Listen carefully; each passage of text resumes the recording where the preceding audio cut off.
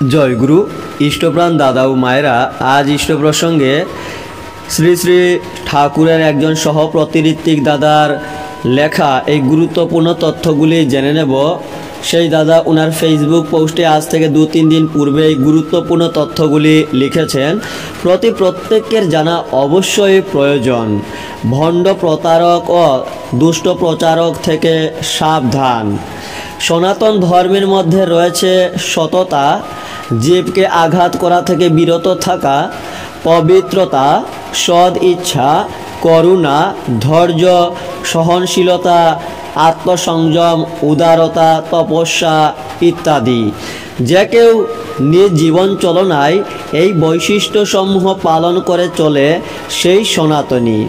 সনাতন বলে পৃথক কোনো জাতির অস্তিত্ব নেই, কোনো ভৌগোলিক সীমারেখা নেই।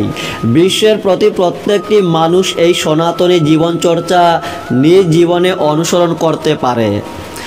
সনাতন শাস্ত্রের মূল প্রামাণ্য গ্রন্থরূপে যাকে পূজা করা হয়, সেই গীতার কোনো শ্লোকে ভগবান শ্রীকৃষ্ণ এমনটা বলেননি যে একমাত্র তারাই সনাতনী যারা গলায় তুলসীমালা ধারণ করে বা নারায়ণ শিলা পূজা করে।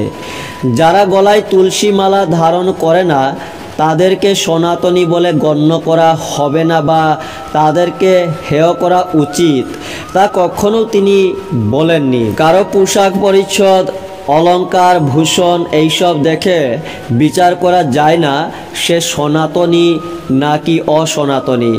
ভক্তশ্রেষ্ঠ হনুমান গলায় তুলসী মালা ধারণ করতেন না, তিনি কি সনাতনী নন?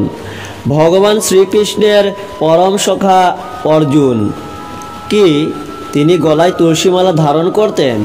যিনি সারা বিশ্বে হিন্দু ধর্মের ধ্বজা উড়িয়েছেন, সেই স্বামী বিবেকানন্দের গলায় তো তুলসীমালা ছিল না।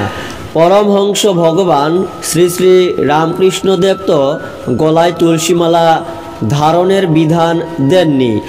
হিন্দু সম্প্রদায়ভুক্ত অমন শত শত সাধক গুরুর নাম বলা যাবে যারা তুলসীমালা ধারণ করেননি, কিন্তু নিজ নিজ তপস্যা গুণে ঈশ্বর উপলব্ধি করেছেন। তবে কি তারা সবাই অসনাতনী? তারা হিন্দু ধর্মের বাইরে?